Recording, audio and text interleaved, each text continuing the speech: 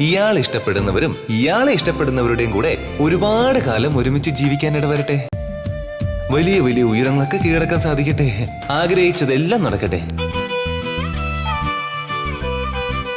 എങ്ങനെയുണ്ട്? എന്നോടാണ് സാരി വാങ്ങിത്തന്ന ആളോടല്ലേ അഭിപ്രായം ചോദിക്കേണ്ടത്.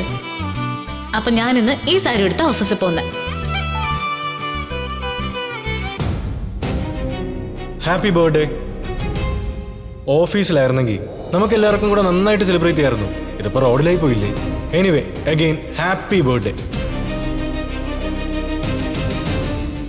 എന്താ എന്നെ കാണണമെന്ന് പറഞ്ഞത്? ഞങ്ങൾ ഡിവോഴ്സ് ചെയ്യാൻ പോകുന്ന കാര്യം സാറിനോട് ആരാ പറഞ്ഞേ?